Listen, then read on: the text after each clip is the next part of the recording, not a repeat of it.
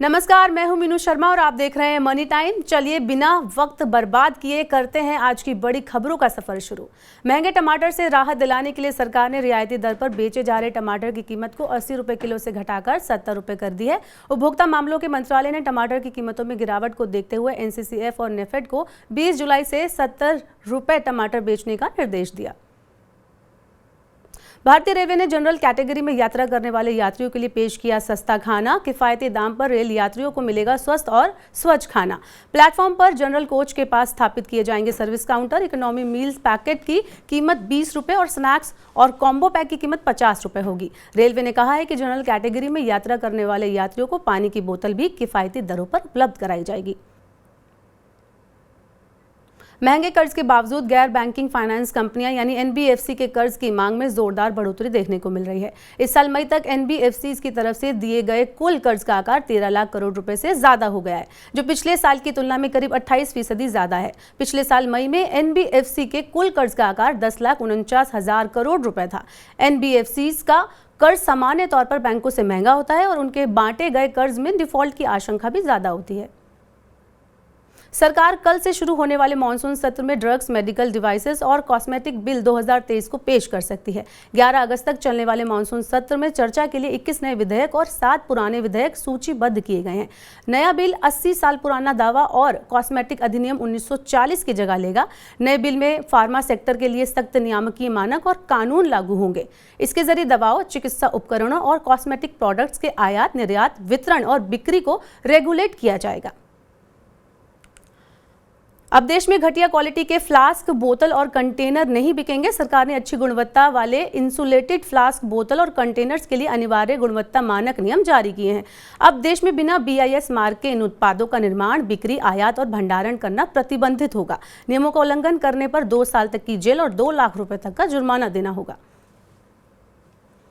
भारतीय state bank के chairman Dinesh खारा का कहना है कि निकट भविष्य में कर्ज सस्ता होने की उम्मीद नहीं है। खारा ने कहा कि अगस्त में होने वाली रिजर्व बैंक की मौद्रिक समीक्षा बैठक में रेपो दर में किसी तरह की कटौती होने की उम्मीद नहीं है। उन्होंने ये भी कहा कि पिछली 2 बैठकों की तरह अगस्त की बैठक में भी रिजर्व बैंक पॉलिसी दरों को यथावत रख सकता है। Maharashtra real estate regulatory authority ने 563 से ज्यादा हाउसिंग प्रोजेक्ट्स पर कार्रवाई के लिए नोटिस जारी किए हैं। हाउसिंग प्रोजेक्ट्स ने अपनी परियोजनाओं से संबंधित जानकारी को अपडेट नहीं किया था। ये प्रोजेक्ट्स कुल 746 नई हाउसिंग प्रोजेक्ट्स का हिस्सा हैं, जिसमें करीब 22,449 करोड़ रुपए के 50,228 अपार्टमेंट शामिल हैं। रियल एस्टेट अधिनियम 2016 के मुताबिक प्रमोटर्स को हर 3 महीने में जानकारी अपडेट करना अनिवार्य होता है।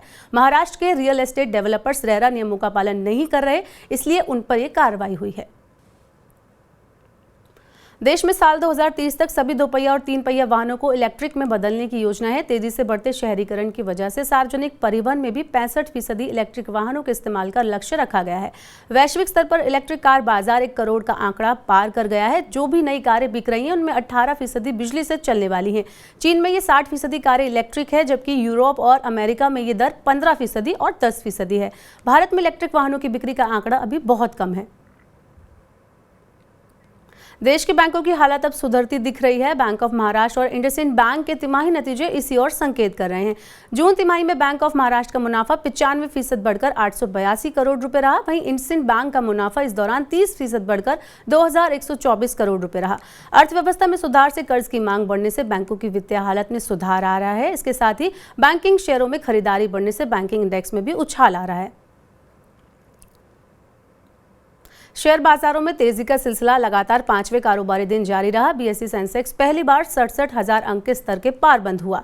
NSE निफ्टी भी 83 अंक चढ़कर नए शिखर 19,833 अंक पर बंद हुआ। विदेशी संस्थागत निवेशकों की खरीदारी जारी रहने से बाजार में तेजी बनी हुई है। विदेशी निवेशकों ने मंगलवार को 2,115 करोड़ रुपए के शेयर खरीदे थे। बाजार के उच्च स्तर पर पहुंचने के बाद भी घरेलू निवेशकों का भरोसा बरकरार रहने से भी इस तेजी को समर्थन मिल रहा है। एशियाई विकास बैंक यानी ADB ने चालू वित्त वर्ष के लिए भारत की आर्थिक वृद्धि दर के अनुमान को 6.4% पर कायम रखा है। ADB ने अपने ताज़ा अनुमान में कहा है कि ग्रामीण और शहरी उपभोक्ता मांग में सुधार की वजह से उसने वृद्धि दर के अनुमान को बरकरार रखा है, लेकिन वैश्विक स्तर पर सुस्ती से निर्यात घटने की स्थिति में यह अनुमान प्रभावित हो सकता है। भारतीय अर्थव्यवस्था 2022-23 में 7.2% की दर से बढ़ी थी। कर्मचारी भविष्य निधि संगठन की पेंशन योजना EPS 95 के तहत न्यूनतम पेंशन 7,500 रुपए महीना करने की मांग जोर पकड़ने लगी है। इस मांग को लेकर पेंशन भोगी गुरुवार को दिल्ली में भूख हड़ताल करेंगे। EPS के तहत फिलहाल पेंशन भोगियों को न्यूनतम 1,000 रुपए मासिक पेंशन मिलती है। ये व्यवस्था सितंबर 2014 से लागू हो गई थी और तब से इसमें कोई बदलाव नहीं किया गया है। पेंशन भोगी लंबे वक्त से पेंशन बढ़ाने की मांग कर रहे हैं।